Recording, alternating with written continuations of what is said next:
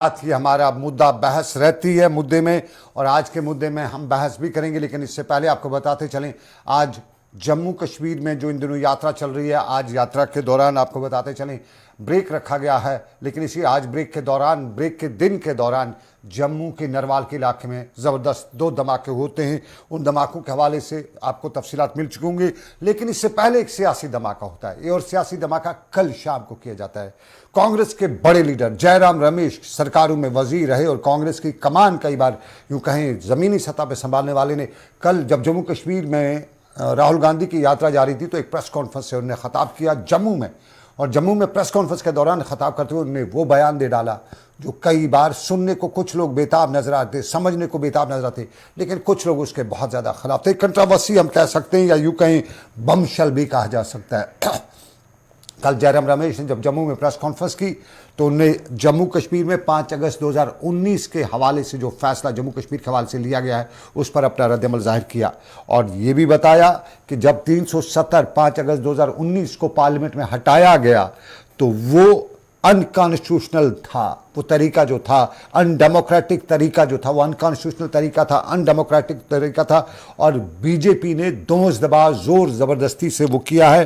साथ साथ में उन्होंने ये भी बताया कि वो जो है उस वक्त जो फैसला हुआ वो अनडेमोक्रेटिक अनकॉन्स्टिट्यूशनल था, ये एक मुद्दा।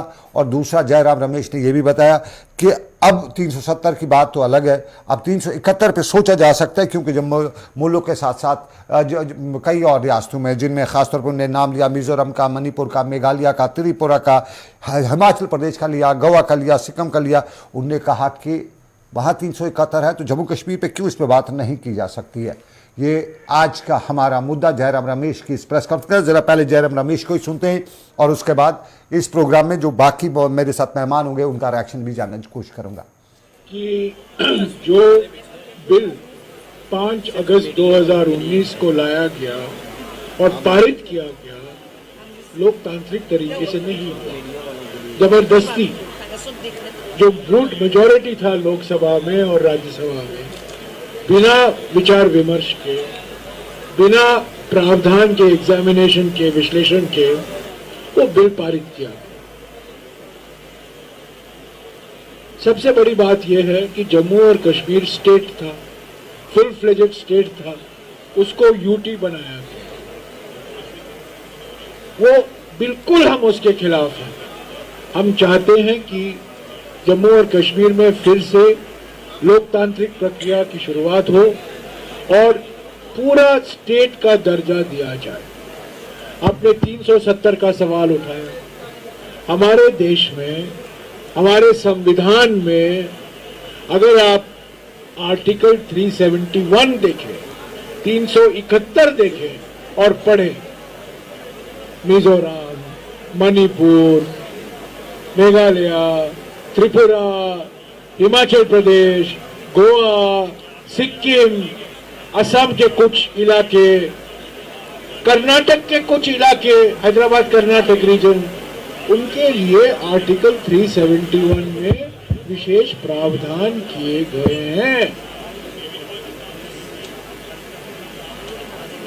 आपका सवाल जवाब मिल गया ना? मैं आपको कह रहा हूं, आप 370 की बात कर रहे हैं, मैं 371 की बात कर रहा हूं।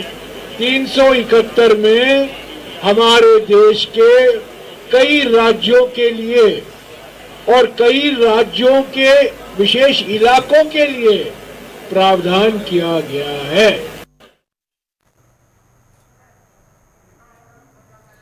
जयराम रमेश कांग्रेस के बड़े लीडर, और आपने सुना 5 अगस्त 2019 का फैसला। थोड़ा सा मैं नाजरीन को बताऊं, मैं 9th क्लास में पढ़ता था और 9th क्लास में किसी अखबार में तब मैंने पढ़ा 370 के बारे में, यूं ही कोई खबर आई थी। मैंने दूसरे दिन अपने टीचर से पूछा क्लासरूम में, सर ये 370 क्या है? तो उनका जवाब ये था कि 370 हुआ 30 कम 400। ये मेरे उस्ताद ने बताया था, 30 कम 400, यानी 370 जब जम्मू कश्मीर में था। तो इस हवाले से ज़्यादा मुझे आज लगता है नॉलेज नहीं थी, कोई पढ़ता ही नहीं था। एक आर्टिकल था 370 का और आर्टिकल्स के साथ कोई, लेकिन 5 अगस्त 2019 के बाद अब जम्मू कश्मीर के किसी भी आदमी से, किसी भी बच्चे से भी पूछा जाए 370 क्या है, इसका प्रोविजन क्या था, इस कहाँ से इसका ओरिजिन था, किस तरह से और क्या कुछ हुआ, शायद आज हर कोई बच्चा ये बता सकता है। मैंने दो बातें की कि 5 अगस्त से पहले मैं 9th क्लास में था, तब हमारे उस्ताद को भी शायद उसने भी ध्यान नहीं दिया था 370 क्या है। और 9th क्लास के बाद आज की बात करें तो लगभग 30-35 साल का जो वक्फा गुजरा है, 40 साल का, 50 साल का, जितना भी वक्त गुजरा है तब से लेकर अब तक, इस 370 के हवाले से अब बहुत से लोग जान रहे हैं। लेकिन आपको नाज़रीन बताएं, इसी 370 के आसपास की जम्मू कश्मीर की सियासत में मेरे साथ आज इफ़रा जानी या नेशनल कॉन्फ्रेंस की तर्जमान है, श्रीनगर से ज्वाइन कर रही है मेरे साथ कांग्रेस लीडर उमर जान भी हैं, दोनों मेरे साथ ज्वाइन कर रहे हैं श्रीनगर से। ताहिर चौधरी मेरे साथ बीजेपी के ज्वाइन करेंगे और विनोद कुमार जी मेरे सीनियर साथी मुझे जम्मू से ज्वाइन करेंगे। सबसे पहले मैं ज़रा इफ़रा जान से जानना चाहूँगा। इफ़रा जी, बहुत बहुत शुक्रिया। कोशिश हमारी रहती है कि आपसे रिएक्शन ले ली नेशनल कॉन्फ्रेंस का। कल आपका एक स्टेटमेंट आया था, उस पर हमें बहुत ज़्यादा एतराज़ भी था, वो अब्दुल गनी वकील के बयान को लेके। लेकिन आज हम जो जयराम रमेश ने बयान दिया कि ये अनकॉन्स्टिट्यूशनल था, 370 का हटाया जाना अनडेमोक्रेटिक था, हमारे पास तब ताकत नहीं थी, हमारे पास ये फोर्स हुआ। क्या नेशनल कॉन्फ्रेंस ये समझती है कि ये फोर्स से हुआ? वो सब जानते हैं, माफ़ कीजिएगा, वो सब जानते हैं, नेशनल कॉन्फ्रेंस का यही स्टेटमेंट है। लेकिन अब उन्होंने बताया 371 की बात, 370 नहीं। तो क्या नेशनल कॉन्फ्रेंस 371 के बारे में कुछ सोच सकती है? जी देखिए, नेशनल कॉन्फ्रेंस जो है वो अपने वादे पे और बयान पे अड़ी हुई है और नेशनल कॉन्फ्रेंस का ये मानना है कि आर्टिकल 370 जो है ये हमको किसी से लेना नहीं है। आर्टिकल 370 की जो सुनवाई सुप्रीम कोर्ट ऑफ इंडिया में चल रही है, नेशनल कॉन्फ्रेंस सिर्फ ये चाहती है कि सुप्रीम कोर्ट जो है रूल्स और रेगुलेशंस के बेसिस पे इस केस को फॉलो करे और रूल्स के बेसिस पे इसका जवाब दे। क्योंकि लीगली, उमर अब्दुल्ला साहब ने बार बार कहा है कि लीगली इसका एक स्ट्रॉन्ग ग्राउंड है और इतना स्ट्रॉन्ग ग्राउंड है कि कहीं ना कहीं कि ये केस नहीं सुना जा रहा है। इससे हमको साफ साफ तौर पर पता चलता है कि ये सरकार भी डरी हुई है। जहां तक जयराम रमेश जी की बात आती है, उन्होंने कहीं ये नहीं कहा कि आर्टिकल 370 जो है वो हटना चाहिए और उसके बदले आर्टिकल 371 आएगा। उन्होंने साफ साफ तौर पे कहा है कि आर्टिकल 370 अनडेमोक्रेटिक तरीके से हटाया गया, इसको गैर आईनी तरीके से हटाया गया, जिसपे हम पूरे सहमत हैं। और आज वो एक कांग्रेस पार्टी, हमारे पूरे देश में एक पॉलिटिकल पार्टी शायद हमारे साथ खड़ी हो जो कम से कम ये बोलने को तो तैयार है कि आर्टिकल 370 को जिस तरीके से हटाया गया वो गैर आईनी था, गैर कानूनी था और अनएथिकल था। इफ़रा जी,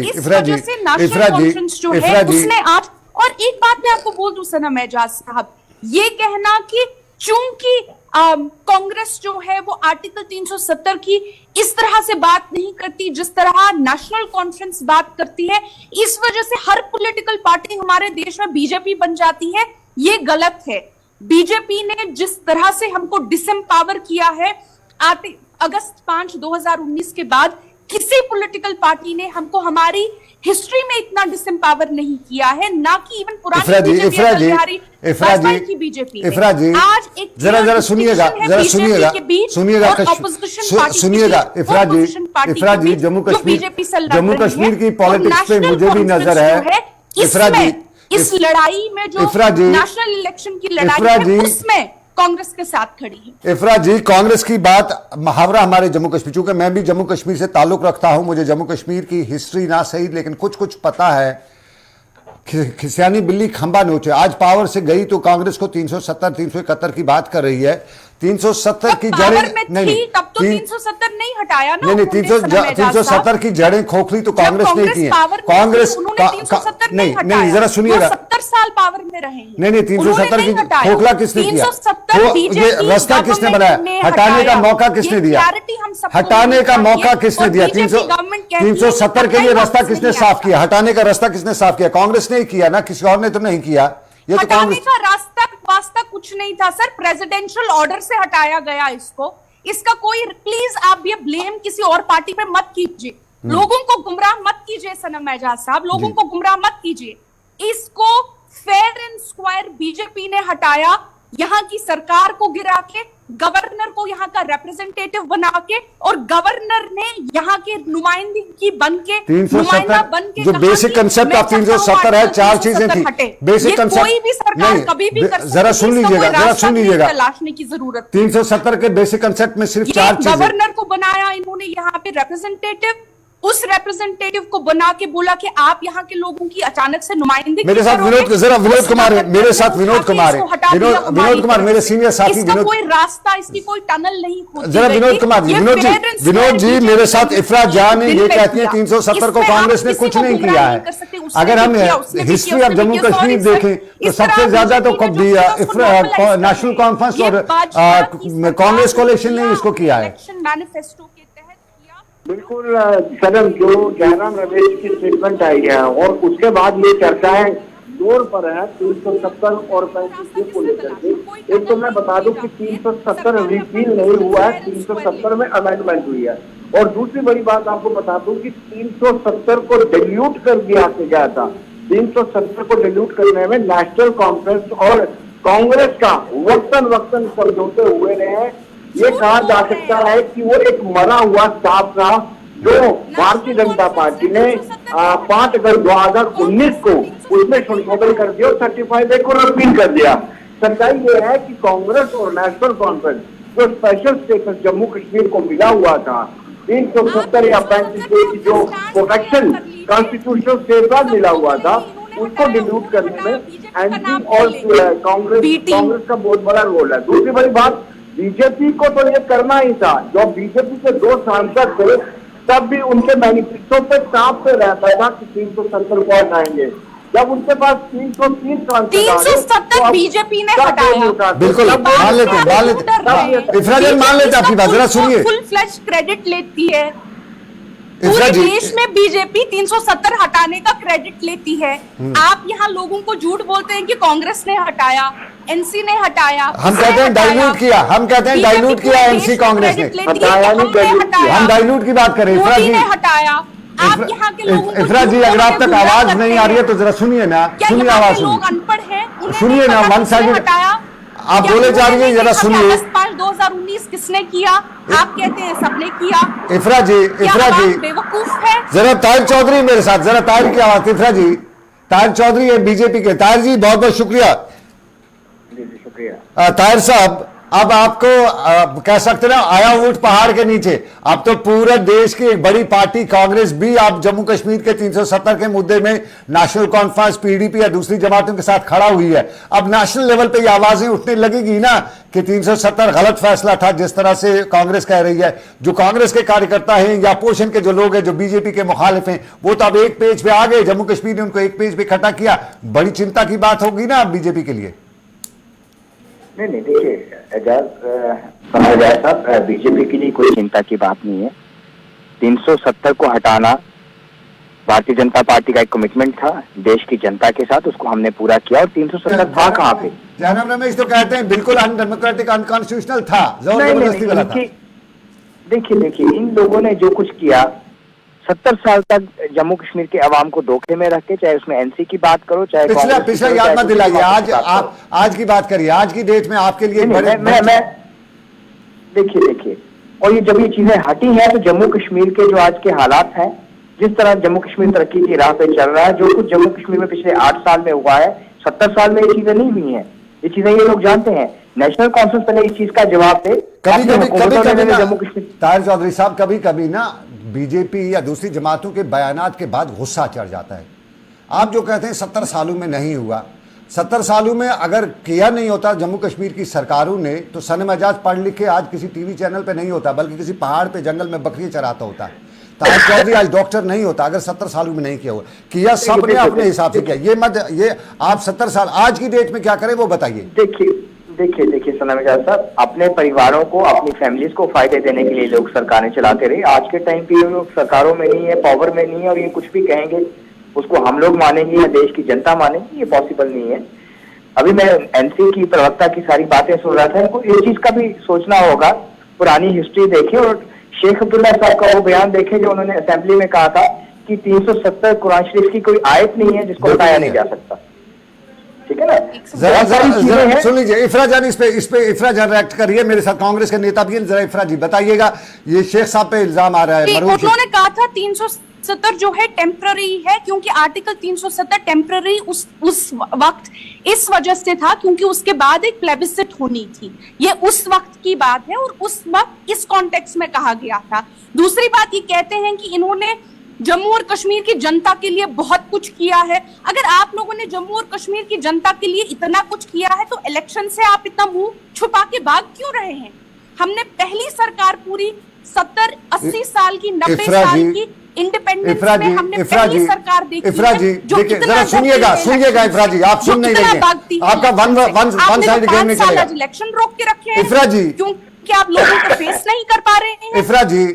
इफ्रा जी जरा सुनिएगा, हमारा आज का मुद्दा इलेक्शन का मुद्दा नहीं है। कोई कहा जाता है मुद्दा हमारा आज का है 370 पे कांग्रेस के सपोर्ट। तो हर सवाल उठेगा सनम साहब। अगर बीजेपी कोई दावा तारीख पे उठेगा ना, उनको दावे का जवाब हम आधे घंटे में, हमारे गंदे घंटे में कोई खिचड़ी बना रहे हैं, हम प्रोग्राम कर रहे हैं। कांग्रेस का एमसी क्यों सपोर्ट करेगी? उस कांग्रेस का जिसने कश्मीरियों को जख्म दिए हैं, कांग्रेस के कश्मीरियों के बकौल, पॉलिटिकल पार्टीज के बकौल, और उस कांग्रेस को जिन्होंने डाइल्यूट किया है नेशनल कॉन्फ्रेंस के साथ मिलकर इस जम्मू 370 को। कांग्रेस वाले उमर जान मेरे साथ हैं, जरा उनसे भी सुन लेते हैं जरा क्या हुआ है। उमर जान, आप बता रहे हैं, आपने जी 2022 का जो कंसेप्ट बना, जो मूवमेंट चली कन्याकुमारी से लेकर कश्मीर तक, भारतीय जनता पार्टी इस प्रकार से डर रही है, इस प्रकार से भारतीय जनता पार्टी को अनसर्टेनिटी दिख रही है। वो आपको वो परसों लाल चौक में देखा गया कि किस प्रकार भाजपा ने चंद नौजवानों को खरीदकर लाल चौक के घंटाघर में डाल दिया, पहली बात। और दूसरा बात जो जयराम रमेश जी ने कहा 370 के मामले में, ये सारा जम्मू कश्मीर, सारा मुल्क और अन्य कई जो ममालिक है वो जान चुके हैं कि भारतीय जनता पार्टी की तानाशाही सरकार ने जम्मू कश्मीर जो रियासत था उसको डिमोरलाइज किया।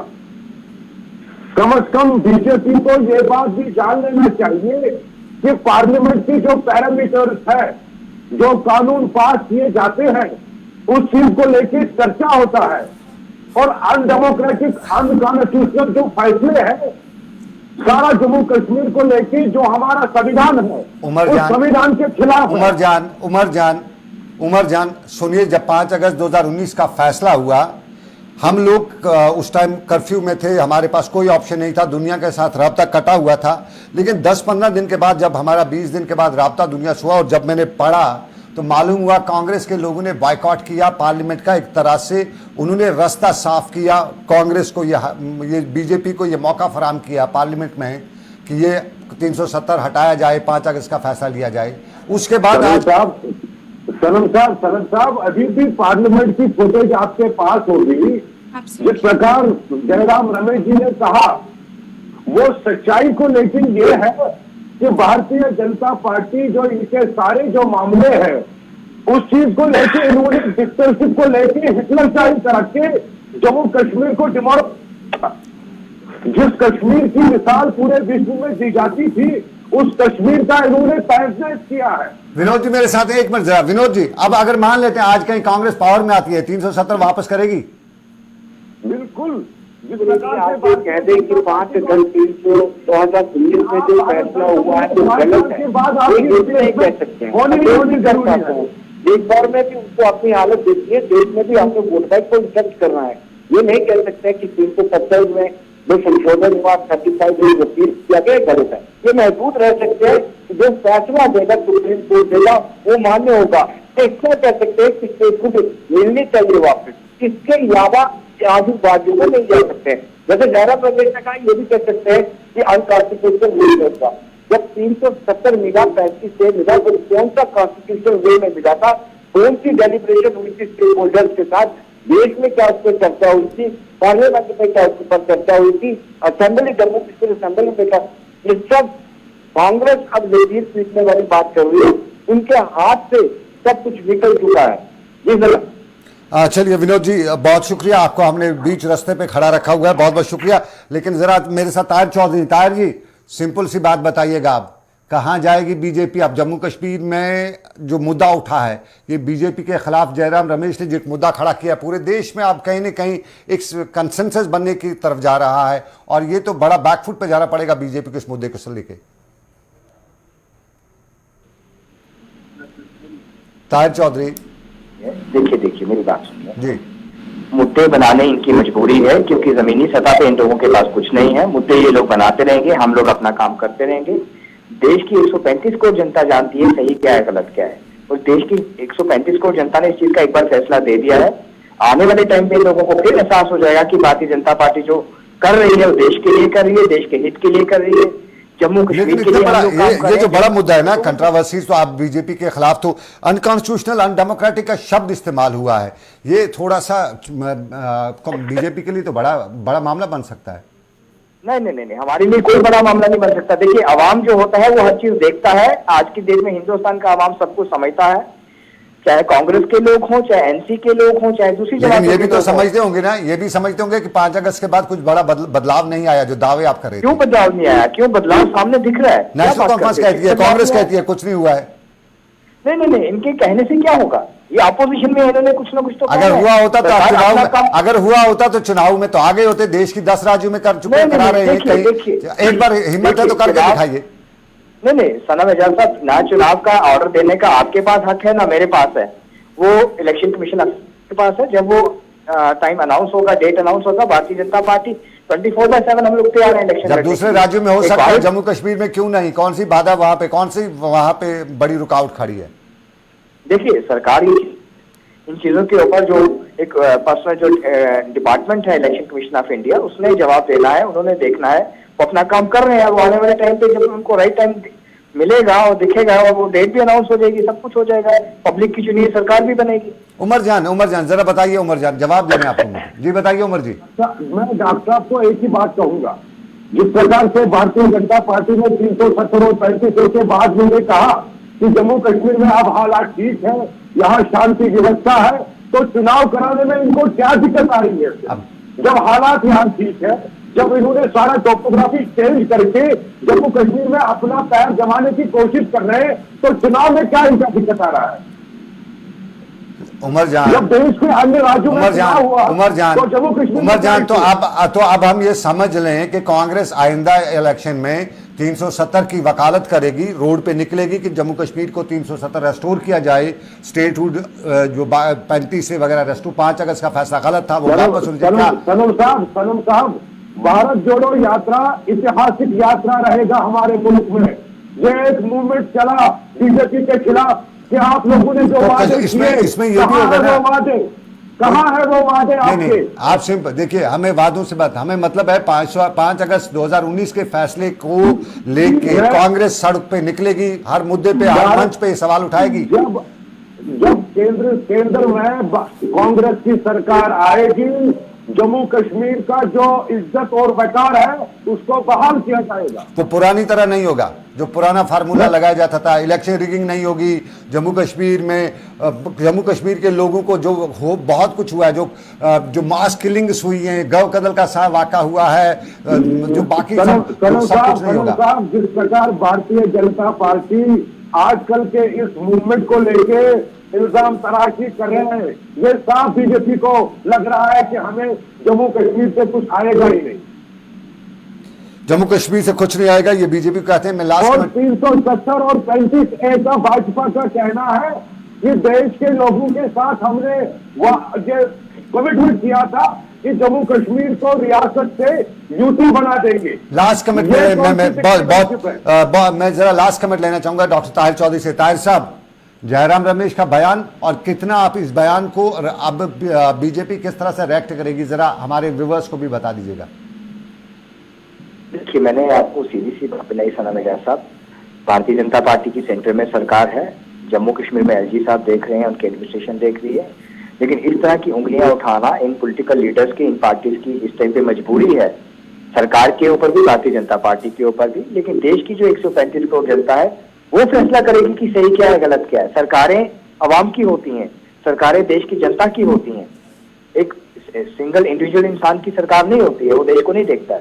तो ये बहुत सारी चीजें हैं, ये बहुत सारी चीजें आने वाले टाइम पे और भी कहेंगे, एनसी के लोग, पीडीपी के लोग, कांग्रेस के लोग, लेकिन भारतीय जनता पार्टी का एक सीधा सा मंत्र है, काम करना देश के लिए, देश की जनता के लिए। हम लोग काम करते रहेंगे और देश की जनता इस चीज का जवाब इन लोगों को देगी। बहुत बहुत शुक्रिया ताहिर चौधरी साहब, बहुत शुक्रिया उमर जान साहब, इफरा जान आपका भी बहुत बहुत शुक्रिया, और मेरे साथ विनोद जी मेरे सीनियर साथी जम्मू से थे, उनका भी बहुत बहुत शुक्रिया। मुद्दा हमारा आज का मुद्दे में जयराम रमेश ने कल एक मुद्दा छेड़ा है, डिबेट छेड़ा है, और इस डिबेट में कांग्रेस, नेशनल कॉन्फ्रेंस, पीडीपी सभी सियासी जमातें रद्दमल जाहिर कर रही हैं। कांग्रेस खुशी कर रही है, नेशनल कॉन्फ्रेंस को साथी मिल गया है और इस मुद्दे को, और जम्मू कश्मीर में बड़ा तबका आवाम का, जनता का बड़ा हिस्सा ये बता रहा है कि कहीं न कहीं अब नेशनल लेवल पे 370 पे बात होगी, कहीं न कहीं जो एक नैरेटिव देश में कायम किया जा रहा था उसका मुकाबल करने के लिए एक नैरेटिव। और जयराम रमेश का कुछ कश्मीरी शुक्रिया भी अदा करते हैं, कुछ कहते हैं असली तो मामला इन्होंने किया है, असली तो जिम्मेदारी यही है, खोखला जम्मू कश्मीर का 370 इन्होंने किया है। तो दोनों तरह का एक नैरेटिव है, इस नैरेटिव के बीच का रास्ता जो है वो अपनाने की जरूरत है। तो अब आज का मुद्दा यहाँ पे इख्ताम पजीर हुआ चाहता है। मुझे दीजिए इजाजत, रखिए अपना ख्याल, दुआओं मुझे भी रखिएगा याद। अल्लाह आपका, मेरा, सबका निगहबान हो। अल्लाह हाफिज़।